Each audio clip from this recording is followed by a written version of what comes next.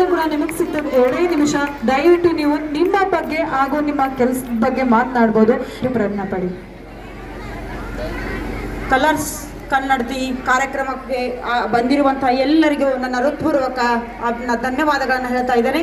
ನಾನು ಒಬ್ಬ ಪ್ರಾಥಮಿಕ ಶಾಲಾ ಶಿಕ್ಷಕಿಯಾಗಿ 25 ವರ್ಷಗಳ ಕಾಲ ಸೇವೆಯನ್ನು ಸಲ್ಲಿಸಿದ್ದೇನೆ. ನಾನು ಶಾಲೆ ಒಂದು ಜೀವಂತ ದೇವಾಲಯ. ಶಾಲೆಯಲ್ಲಿರುವ ಮಕ್ಕಳೇ ದೇವರು, ಶಿಕ್ಷಕರೇ ಅರ್ಚಕರು. ಶಾಲೆಯಲ್ಲಿ ಶಿಕ್ಷಕರನ್ನು ಮಕ್ಕಳನ್ನು ಕಾಣಲು ಬರುವ ಪಾಲಕರೇ ಭಕ್ತರು ಎಂಬಂತೆ ನಾನು ನನ್ನ ಮಕ್ಕಳ ಜೊತೆಗೆ ಇದ್ದುಕೊಂಡು 25 ವರ್ಷಗಳ ಕಾಲ ನನ್ನ ಆಸ್ತಿ ಅಂದರೆ ಮಕ್ಕಳು, ನನ್ನ ಶಾಲಾ ಮಕ್ಕಳು. ಸುಮಾರು ನನ್ನ ಕೈಯಲ್ಲಿ ಕಲಿತಂಥ ವಿದ್ಯಾರ್ಥಿಗಳು ಇವತ್ತಿನ ದಿನದಲ್ಲಿ ಅನೇಕ ಇಲಾಖೆಗಳಲ್ಲಿ ಸೇವೆಯನ್ನು ಸಲ್ಲಿಸ್ತಾ ಇದ್ದಾರೆ.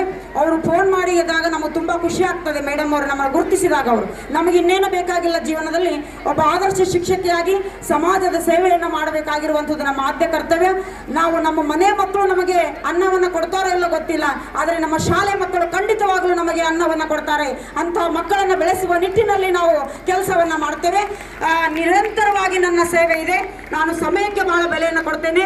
ಸಮಯದ ಮುಖಾಂತರ ಪ್ರತಿದಿನ ಶಾಲೆಗೆ 9:00ವರೆಗೆ ಹೋಗಿ ನಾನು ನನ್ನ ಕಾರ್ಯವನ್ನು ಮಾಡ್ತೇನೆ. ನನ್ನ ಪ್ರೀತಿಯ ಮುದ್ದು ಮಕ್ಕಳು ಇವತ್ತು ಕನ್ನಡತಿಯನ್ನು ನೋಡಲಿಕ್ಕೆ ನಮ್ಮ ಶಾಲೆಯ ಶಿಕ್ಷಕಿ, ನಮ್ಮ ಗುರುಗಳಿದ್ದಾರೆ, ಅವರಿಗೆ ಕನ್ನಡತಿ ಕರೆದಿದ್ದಾರೆ ಅಂತ ನನ್ನ ಮಕ್ಕಳು ಕೂಡ ನನ್ನ ಜೊತೆಗೆ ಬಂದಿದ್ದಾರೆ. ನನ್ನ ಶಾಲಾ ಮಕ್ಕಳು ನನ್ನ ಜೊತೆಗೆ ಬಂದಿದ್ದಾರೆ. ಇದು ಹೆಮ್ಮೆಯ ಸಂಗತಿ ಅಂತ ನಾನು ಹೇಳಿಕೆ ಬಯಸ್ತಾ ಇದ್ದೇನೆ.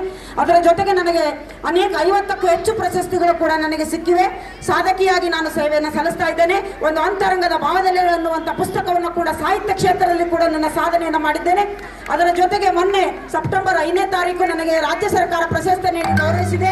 ಇದು ಹೆಮ್ಮೆಯ ಸಂಗತಿ. ಪ್ರತಿ ವರ್ಷ 10,000 ರೂಪಾಯಿಗಳನ್ನು ಮಕ್ಕಳಿಗಾಗಿ ಖರ್ಚು ಮಾಡ್ತೇನೆ. 25,000 ರೂಪಾಯಿಯನ್ನು ನನಗೆ ಸರ್ಕಾರ ಕೊಟ್ಟಂತ ಬಹುಮಾನವನ್ನು ನಾನು ನನ್ನ ಮಕ್ಕಳಿಗಾಗಿ ಮೀಸಲಾಗಿಟ್ಟಿದ್ದೇನೆ ಅನ್ನುವಂಥ ಮಾತನ್ನು ಈ ಸಂದರ್ಭದಲ್ಲಿ ಹೇಳಿ ಮಾತನಾಡಲಿಕ್ಕೆ ಅವಕಾಶ ಮಾಡಿಕೊಟ್ಟಂತ ವೇದಿಕೆಗೆ ಅನಂತ ಕೋಟಿ ಧನ್ಯವಾದಗಳನ್ನು ಅರ್ಪಿಸ್ತಾ ಇದ್ದೀನಿ.